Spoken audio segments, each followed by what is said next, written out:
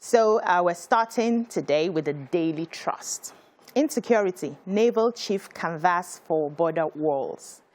Electoral Act, pressure on lawmakers to adopt House version on e-transmission. 42 killed in attacks, reprisal in Kaduna. 2023, North rejects Southern governor's demand for power shift, says they are confused over VAT. Hails anti-banditry operation. Afenifere Pandef condemn stands governor's mom. Nigeria's e-Naira platform goes live without transactions. Fuel scarcity looms as tanker drivers mobilize for strike over poor roads and safety. One dies as classroom collapses on students in Ogun. How ISWAP fighters attacked our base in Sokoto. Who has your story in the Daily Trust?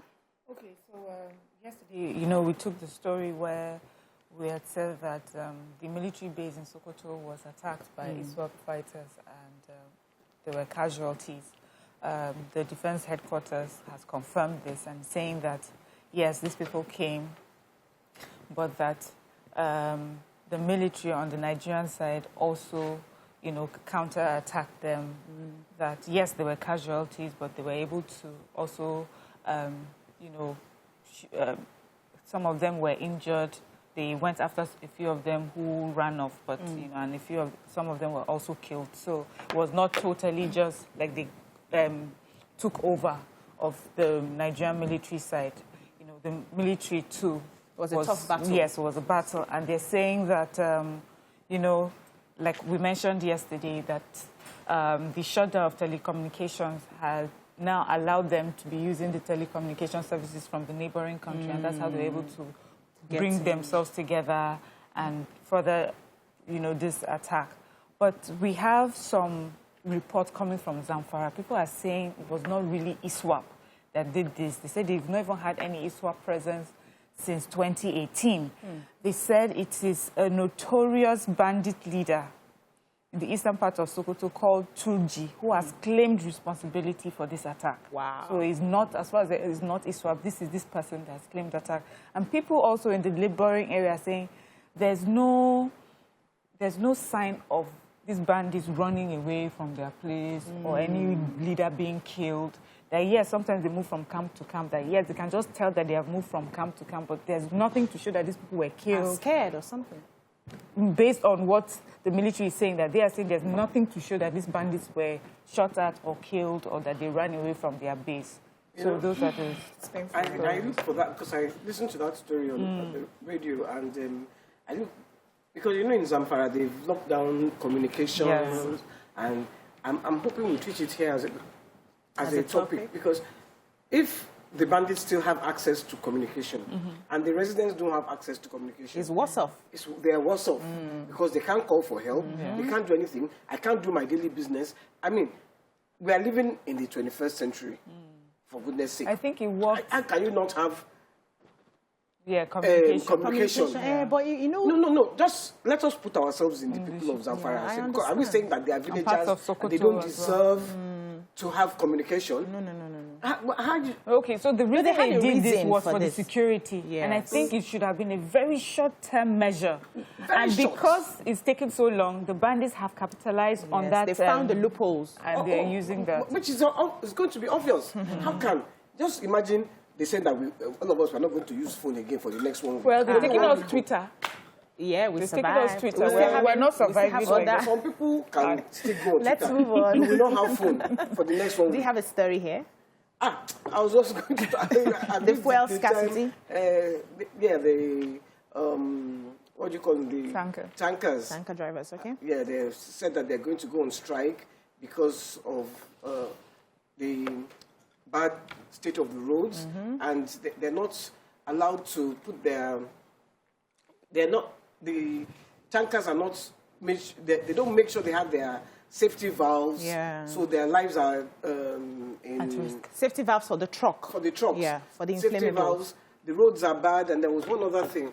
That they mentioned. The tonnage capacity. Yes. So they take more than they are supposed to carry. Yes. Wow. So the marketers are the ones who are doing that. Who are at fault, and the government is not ensuring compliance. That all these things are put in place, and they actually face the law. Yeah, they said that. I think the strike was supposed to happen from May 1st. They suspended it, but they said now they are giving the federal government to the 8th of October. If nothing is done, they will go back.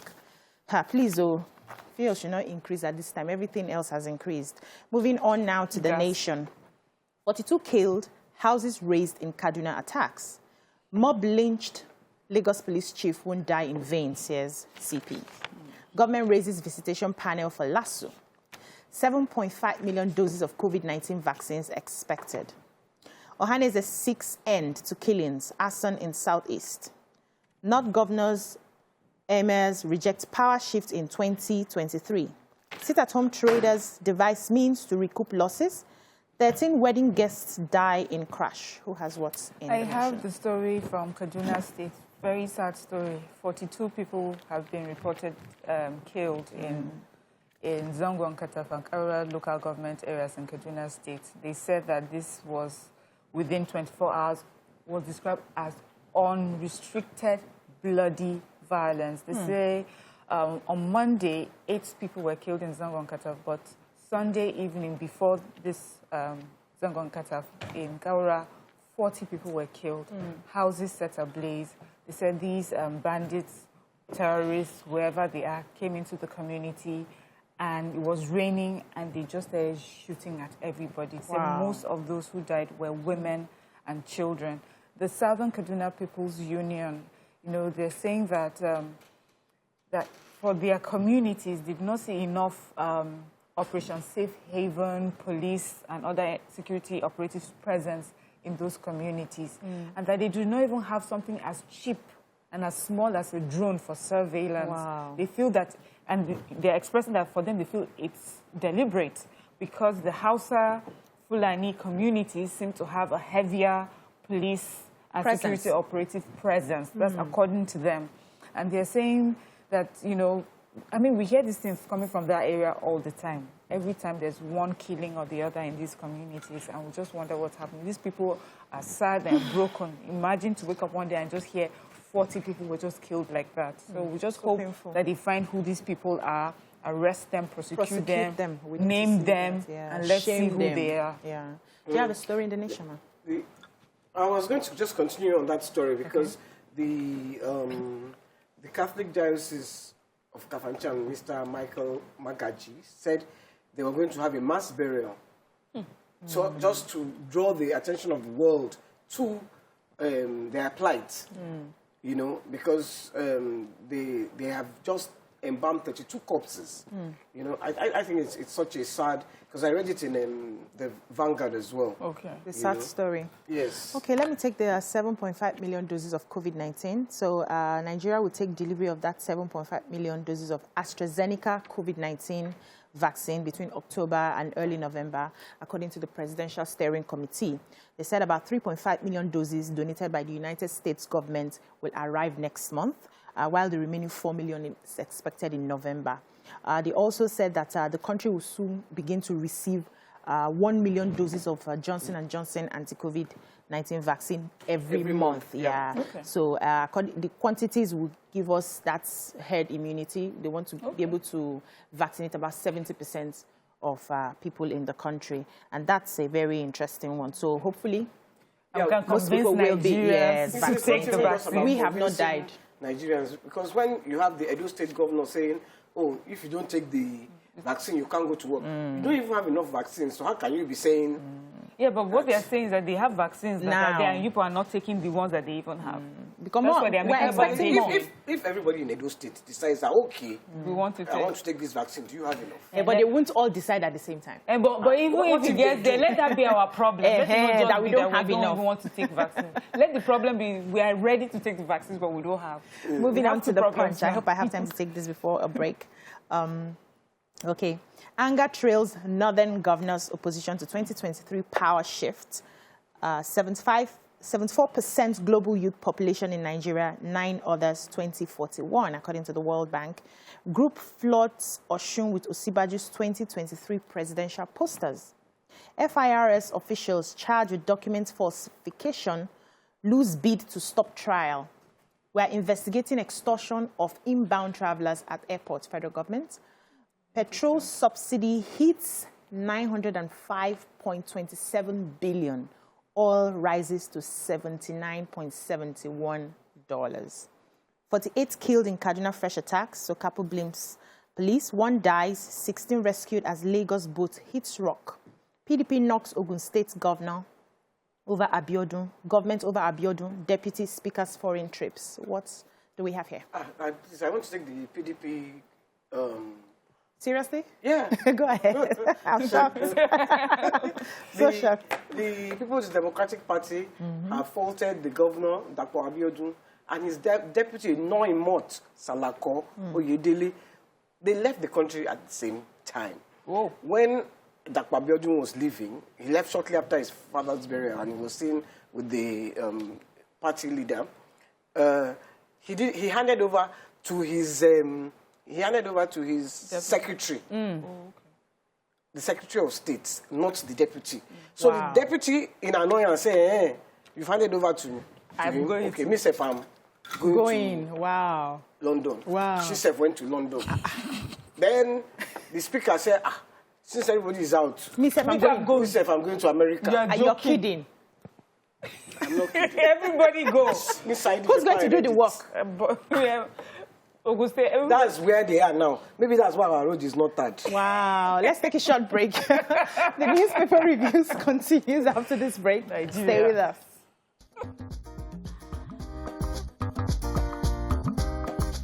Stay tuned. Your View will be right back.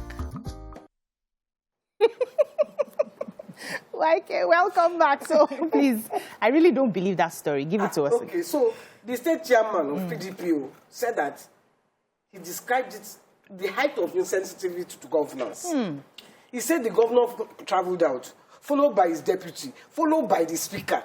He said, I'm not disappointed. He said, the annual independence celebration will be coming up on Friday. They should shall return. Before that? Before Friday. Wow. So that they can mark that day. Wow. The press guy now contacted the chief press secretary of the governor, Kunle Shomori. That one said, please go and call the commissioner of information. To answer you. And the chief of staff. I hope they're in the country. So when they put calls to those ones, they didn't pick up. Are they in the country? They didn't answer. Maybe that's why, so that they won't waste their credits. They have all traveled. All of them have traveled. But this is the height of... Yeah, it's just like saying father and mother leave the children alone. Complicity. Go Anyway, ahead, please. You have a story. Yes, I got the major headline.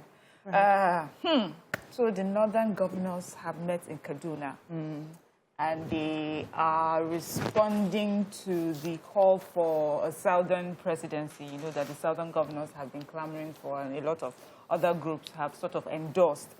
They're saying, first of all, call for presidency to the south is unconstitutional, and that to be the president in Nigeria, you have to meet the requirements. And the requirements are majority votes, at least 25% of votes cast into 2/3 of states. And then in case of a runoff, a simple majority win. So it is not calling for regional zoning that makes someone a president. So even though they are aware that even some northern governors or leaders or groups have sort of endorsed this message, you know, for the different reasons, for unity and things like that, it is unconstitutional. Wow. So they have put that one aside. Then concerning VAT and the judgment of the Federal High Court, it says that it brings, what it has done, that it brings to question the constitutionality of VAT, withholding tax, education tax, Niger Delta Development Commission, National Economic Development Council, and all the others that are levied and collected by FIRS. He says states are confusing VAT with sales tax. And if states enact their own various VAT, it would lead to increase in prices of goods and, and services, and that there will be also a collapse in interstate trade. He said VAT is not the same as production tax, like excess tax, but it's a terminal tax which is paid by the final consumer. And that the reason why Lagos would say it has like 50% of taxes is because most of the telecommunication banks, manufacturing companies Their headquarters are headquartered here in Lagos. And they have been erroneously attributed with the VAT. They are erroneously collecting the VAT because VAT is actually meant to be paid by the final consumer. They have said quite a lot. So, different people have come out. Akeredolu says, they have the right to say what they have to say. Yes, Pandef have called them all sorts of names. Wow. Some people have said that they are being mischievous. This is the northern governors are not really for the unity of the country. They are just different things that they have said. I think we're going to talk about it, yes. Thank you for that detailed explanation of everything they have said. Moving on to the Vanguard. UN speech. Practice what you preach, Afenifere tells Buhari.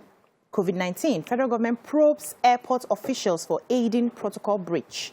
Access Bank chairman blames mismanagement for poor state economy. Bandits unleash horror on 2 Kaduna communities, kill 34. That's what we have here. Who has what? Yes, so the chairman of Access Bank, Dr. Awoshika, said that really, this was at the annual management conference of the Nigerian Institute of Management, and she was saying that that cumulative mismanagement is responsible for the state of our economy. That's the underperformance of our economy. Okay. And that the country needs to stop blaming the pandemic for the state of our economy. It says that even as a country, Nigeria, we didn't even get the worst of it compared to other countries. So we cannot keep using that as an excuse.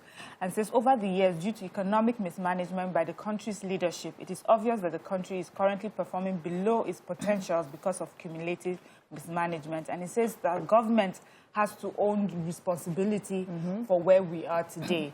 She mentioned that in Nigeria, the 2 most recent recessions occurred in 2016, which we quickly got out of, and 2020. The 2016 was localized and 2020 global in nature.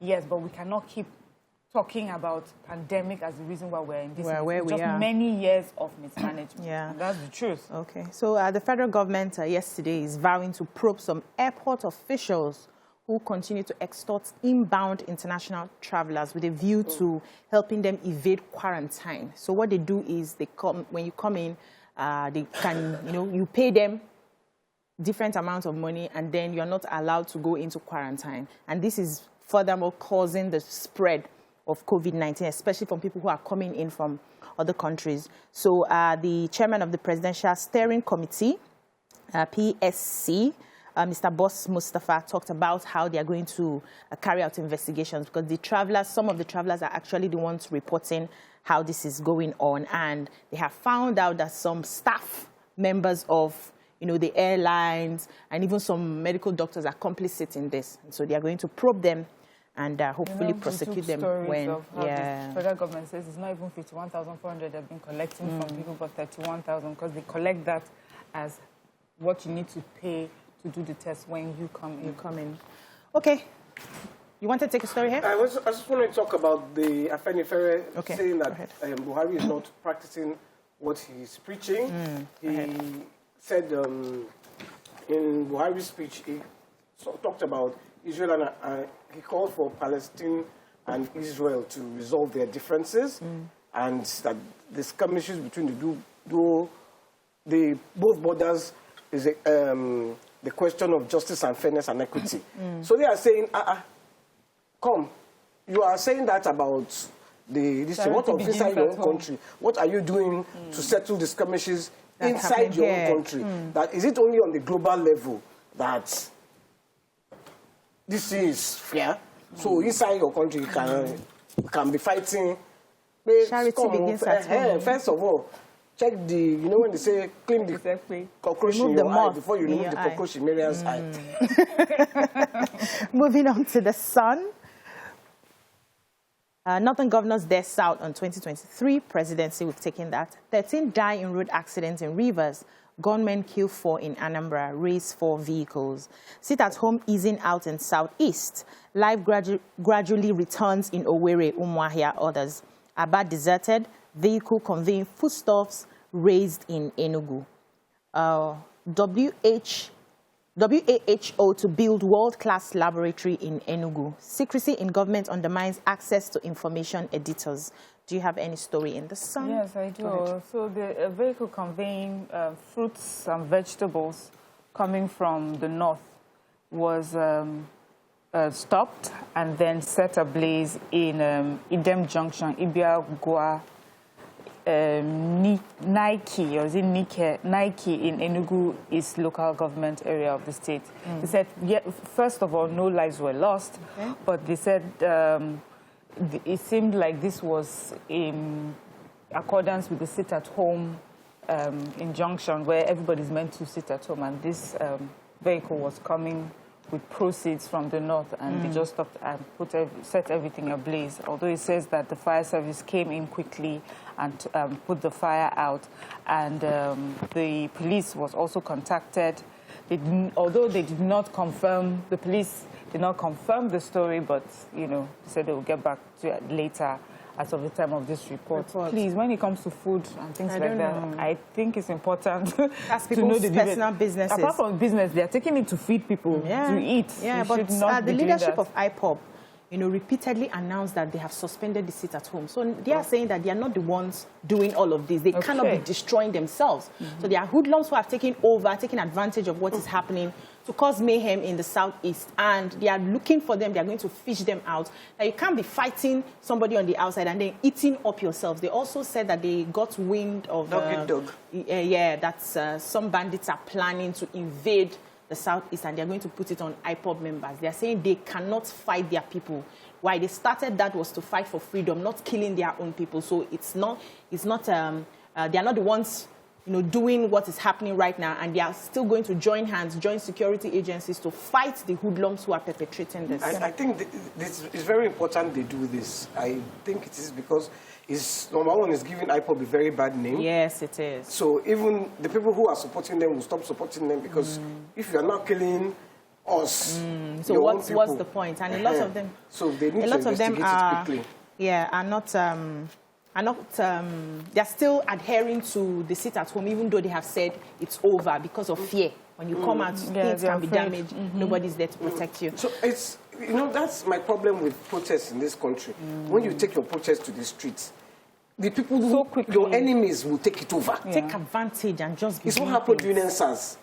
It's not. The NSAS was peaceful. Yes. And then criminal elements. What people said is the people that they sent to come and spoil everything. So, of course, everybody now started criticizing NSAS, But at first, it was peaceful. Yes. So we need to.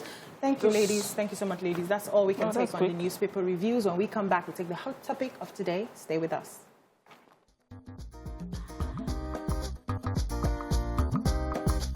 Stay tuned. Your View will be right back.